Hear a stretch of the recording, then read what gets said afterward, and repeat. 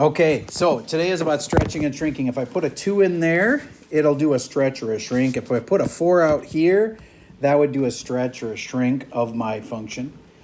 And this one you could trust, and it's vertical on the outside. That's a vertical stretch. This one you could not trust. So it seems like it's a horizontal, it is horizontal, but it seems like it's a horizontal stretch. It's actually a horizontal shrink. And then if I put like a +6 out here, I can still do all of that and then move it up 6. All right, so let's talk about the order that you'd have to do this in. Do you remember that I told you to start on the inside for the order? So if I was going to list exactly what happened to this function, I would start with that 2, and it's horizontal on the inside. So I'd say it's a horizontal shrink, BFO, by a factor of 1/2. That is a lot. Why do we change it from a 2 to a 1/2? Because when you actually do something to this, you're going to multiply all of their numbers, not by 2, but by 1/2. Do you get that? And do you get why it's not a stretch? Because it's the opposite of what you'd think, so it's a shrink. All right. There, I just did everything on the inside. Now I move to the outside. On the outside, I would do my stretch right there, and that's a vertical stretch. I'm fine with STR. Vertical stretch by a factor of 4. You got to say what number you're going to use, and we trust it, so we use the 4. We don't change it to like 1/4. And then the last thing we do is the other thing that's on the outside, which is here. And again, if you're confused about why I did the 4 first, it's because that is being multiplied, and multiply comes before add in the PEMDAS. All right, so the last thing you do is up 6. You don't have to get all fancy that that's vertically up 6. There's really only one up. Okay, so if I gave you a function that was like y equals x minus 2 squared, but then I put a 3 in front, what would you do first? You'd draw your parabola, and then it would go where first?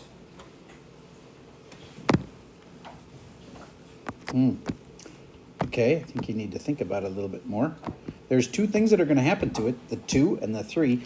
You should know which one goes first. And I want you to talk to the kid next to you about, I'd first do this and then I'd do that. And this row is going to be U2. Okay, for today. I'll show you right to the vertical stretch. Stretches horizontal.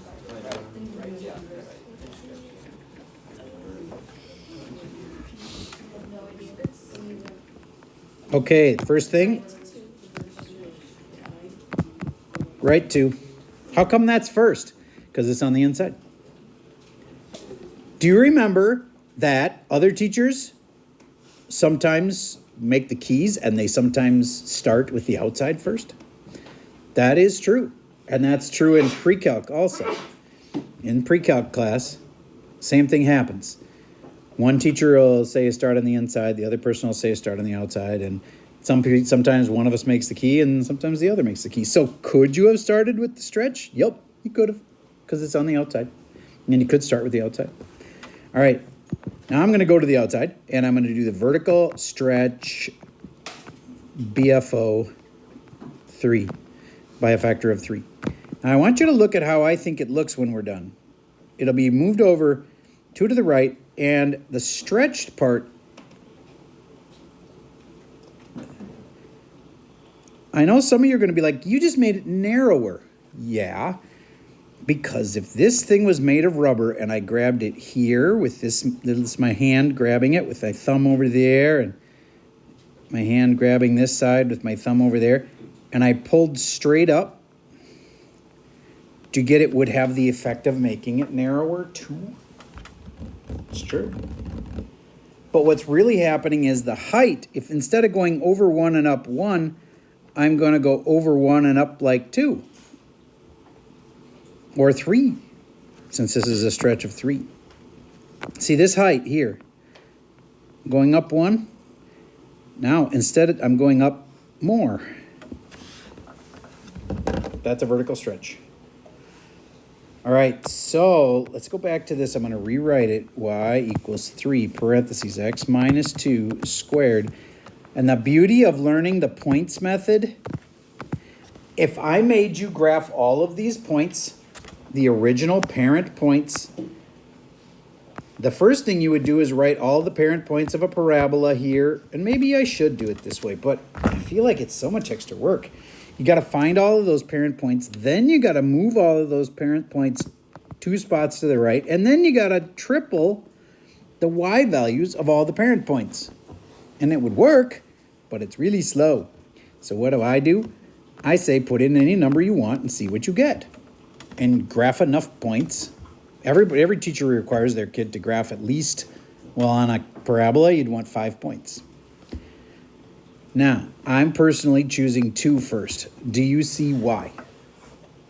Yeah, y is a good call. Y2 is a good call. Makes this 0, and then squared 0, and then times by 3 is 0. It's still 0. I put in a 2 and I got a 0, and it was really quick and easy. So 2, 0 is on my graph. All right, find me 3 more points. I know you normally have 5, but let's save some time. 2, 0 worked. So things near 2 are going to work. Like 1. Anything else that's near 2? All right, so find me some points. And I think we've talked about stretches enough before this that today's not that hard. I'm just going to stretch some things. All right, find 3 more points.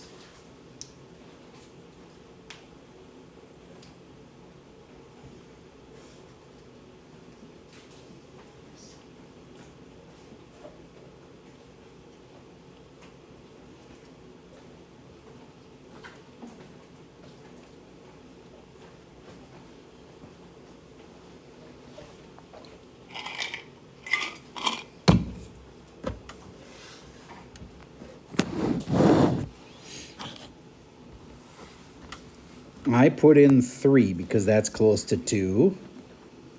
3 minus 2 is 1. 1 squared is 1. 1 times 3 is 3. I got 3. 3 comma 3. Raise your hand if you had 3 comma 3 on your list. Awesome. And if I put in 4, I get 4 minus 2 is 2. 2 squared is 4. 4 times 3 is 12. It might go off a normal graph, but that's okay. I did 2, 3, and 4, and 4 went off the graph, so 5 would go way off the graph. So I'm going to go back and do 1. And if I put in a 1, 1 minus 2 is negative 1. Negative 1 squared in a parenthesis. Negative 1 times negative 1 is 1. 1 times 3 is 3. And if you get a repeat like this, that's normal. That's what parabolas do. Okay, and then I'm going to put in one more thing, a 0. 0 minus 2 is negative 2 squared is 4. 4 times 3 is 12. Look at that, I got another repeat. That's normal. Now, would you please take a second and graph these? And I bet you'll see your parabola exactly where it should be. And then find the domain and range of it. That is for sure on your test multiple times. You gotta get that down. As I'm doing domain, I'm asking myself, how far left, how far right?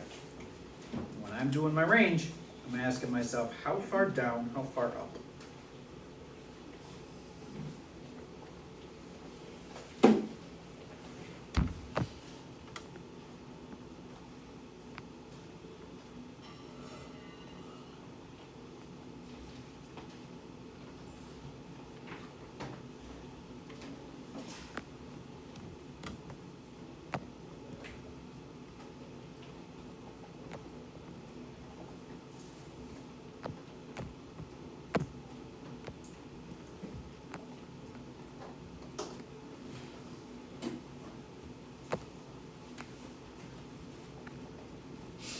Well, look at that. It's a really steep slope, kind of, on a parabola.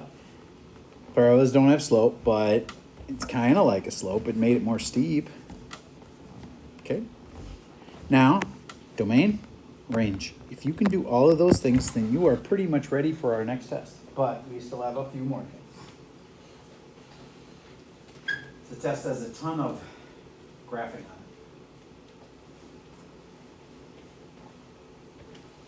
it. Domain, how far to the left does it go? Negative infinity to, how far does the right does it go? Infinity. And then, could I have put a big R for that? Yes, I could have. Remember, the right way to write it, if you forget the double lined, I would still give you credit, but it's supposed to have a double bar R. Okay. Then, the range. What is the range? Well, it's how low does it go, which is 0, to how high does it go, infinity, and I just got it wrong on purpose. What was it supposed to be? Bracket. Watch out for that. Okay. Now, are there weirder ones? There's weirder ones, yeah. But that's the basics. It's got two major changes in it. It's got a stretch. So what is hard about these is just being really careful, and the whole inside is the opposite of what you think. All right. Now we're going to make one where we have a little M shape. And I want you to draw an M like that, and we'll label what these points are. You know when it touches the origin, that's 0, 0, right? This is going to be 2, 4. This is going to be 4, 2. It's going to be 6, 4. And it doesn't look like I went quite as wide at the end. You know what I mean? So I'm not going to go over exactly the same amount. I think I went over only 1, so I think that's 7, 0. Right there. Okay, you got your major points labeled except 0, 0, and we all know what that is? Okay, now, guess what we're going to do to it? Stretch it or shrink it. We could flip it, could also move it. And the smartest thing on a problem like this is to start with your XY chart and list all of your key points. The order of listing them doesn't matter, but it was 0, 0, 2, 4, 4, 2, 6, 4, and 7, 0. Because then, when you do a stretch or a shrink, you can just multiply the right number by the right number. So verify if you guys all got the points written down.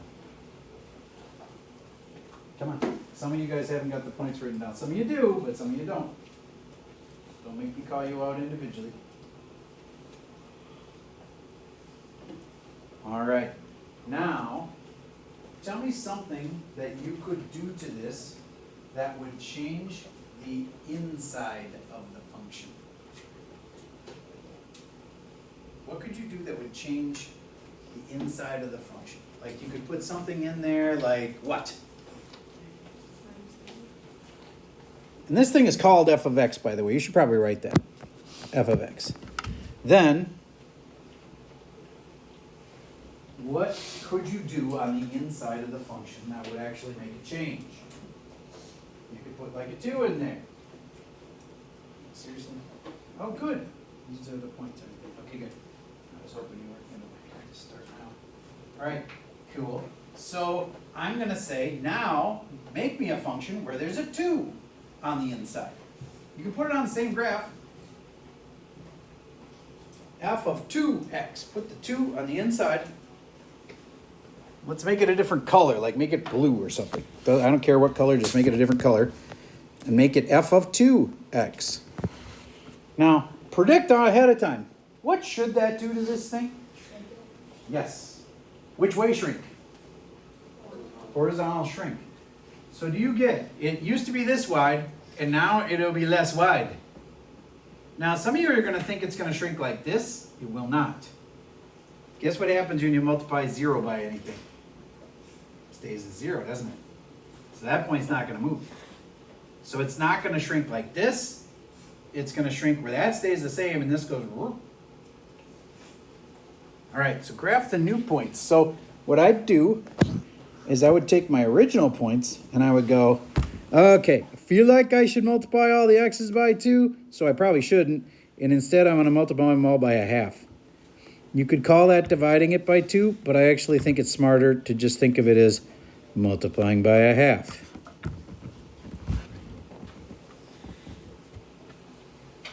And now you have new points. Now how do you graph those points? Well, you just put them on the same graph. 1/2 times 0, well, that's still 0. So 0, 0 is in the exact same spot. How about 1/2 of 2? Well, that's just 1. 1 comma 4, that's over here. See, it's half as far over as it used to be.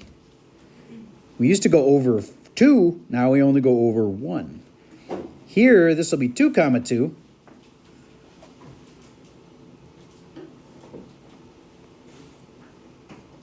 That's this point moving over.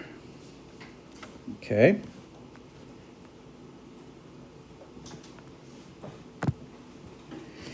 And then 4, oh wait, then this one is going to be 3 comma 4.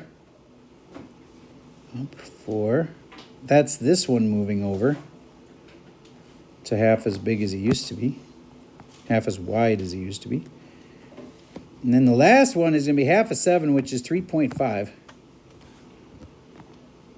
And I know you don't know exactly where 3.5 is, but it's kind of there-ish.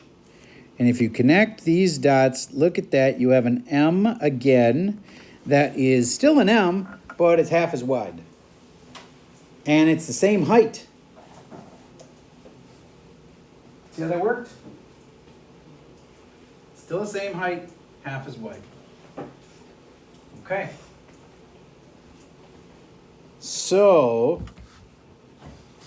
I'm going to give you one last change. Let's imagine that this had not just been f of 2x. What if it also had been minus 4? Now, where did I put that minus 4? Inside or outside? Outside. So does that change the x or the y? The y. And should I trust it and just subtract 4 from all the y's? Yes. Yes, because it's outside.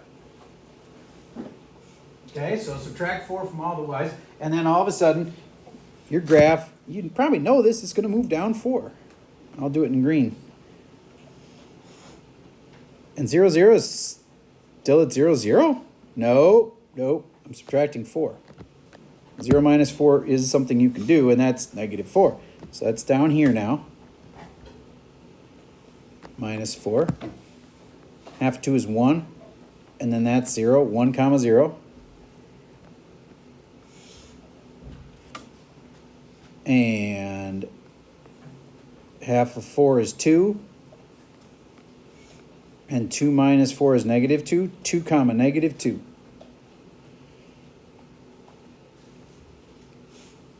And I could just kind of draw it for the rest of it.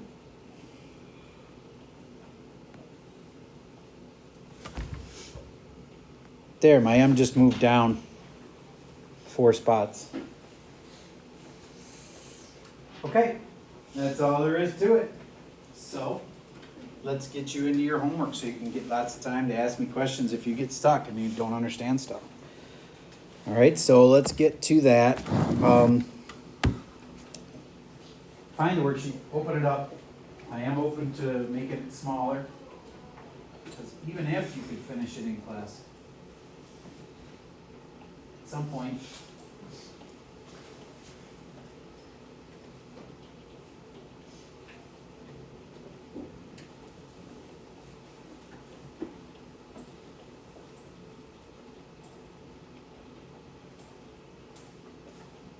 you don't want to do extra math problems that you don't have to do. Well, maybe some people do. How about this? You shouldn't have to do more than what would help you. All right. So you're on the thing called stretches and shrinks worksheet for homework.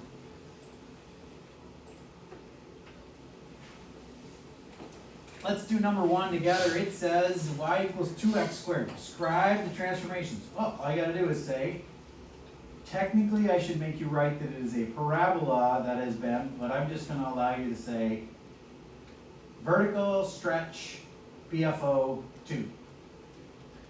Technically, it should be a parabola with vertical stretch BFO 2, but realistically, I don't check for that part. This next one, it's horizontal because it's on the inside, right? Horizontal stretch, BFO 2. Yep. Number 2 is BFO stretch. Stretch BFO 2, sorry. No, wait, that's not, yeah, that is a stretch. Oh, man, this is so hard. I thought it was a shrink for a second, but no, it's a stretch. BFO 2. Horizontal. Okay, number 3. Seems like it's a horizontal stretch, so then it isn't. It's a horizontal shrink. And then you can do the BFO. On to number 4. That's on the outside, so it's a vertical shrink. Because you can trust it. Seems like a shrink. It is a shrink. All right. Don't forget the BFO part. Factor of. Number 6. Has this been stretched or shrunk? And this is a big deal. Everybody look really close at number 6. I need you to understand this. So I'm going to take a second and load this into the notes. Okay, so we have just gotten to this part, and they're asking if this one has been shrunk or not. Do you know that a normal parabola goes over 1 and up 1? Like if you had y equals x squared? If you don't know that, it's really critical, because that's how you can tell if they've been stretched or not. Because all the parent functions, if I were to draw them for you,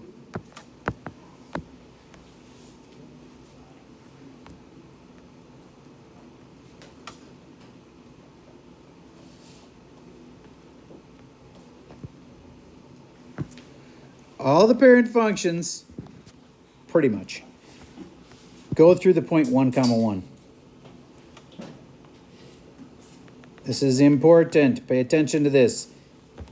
If your shape is not going through 1, 1, then it's either been moved or stretched or shrunk or something. Okay? So, from the base, from the vertex, and I go over 1 and up 1, it's not there. It has been stretched or shrunk. Now, one thing that's kind of weird is you can't tell if it was horizontally stretched or vertically shrunk. You can't tell. So as long as you can tell that something happened to it. Now, I personally would like to think of this as, look, here's my point. It's just moved to the right. That's how horizontal moves. So that looks like horizontally stretched to me. How about this one? Go over 1, go up 1. Is there a point right there? No, so it's been stretched. This one to me looks like a vertical stretch. Would you agree with that? Yep. It's like somebody grabbed it and lifted it from where it used to be right there and went up, and then look, it went twice as high. In fact, this one I know, because it went twice as high as it's supposed to, that was a vertical stretch of 2. 2 times the function. Or in this case, we know what the function is. It's the square root function. So then the 2 must be in front. It's like that. Okay. Number 7. I think, is this the, no, is there another page, or is this the last page of the homework? Okay. Then, this is what kids are going to get wrong the most. And I feel like they got an inside and out that, man, these are all important. I'm going to just say this is pretty much going to be the exact same thing as that. So we'll skip the very last one. Just skip that one. And if you need to practice, then don't skip it. Okay. So the first thing they want me to do is graph 2 on the inside. Ooh, that's starting with a tough one. The first thing you should do is an XY chart. How many times have I said that? XY chart, your best friend in graphing. And I'm putting on here all of the points, and if I were you, I'd go from left to right. Just like the furthest left point listed first. You don't have to. but it seems like a logical order to me. -5, -3. -2, 3. 2, -1. 3, 3. And 5, 4. I could be wrong on these. Do you guys agree on these? Okay, good. Then we have to do something to everything. Well, this 2 right here is telling me to do something to the x, but careful. What do you think we actually do to the x's? Yes, or cut them in half. I like multiply by a half better than divide by 2 because dividing is more complicated. Everybody knows how to cut something in half. If you want to use decimals, it's fine. Like 5/2 is like 5 divided by 2, which is like 2.5. You can use decimals if you want. And cool, this is a relatively easy one. On your test, we'll probably do not only like a stretch on the inside, or in this case, a shrink on the inside. We might also like add 1. And you just would have gone and added 1 to all the y's. It really isn't that hard, but don't be surprised if there's 2 changes on the test. Now I just have to graph these points. So that's -2.5, comma -3, -2.5, comma down 3. Right there's my first point.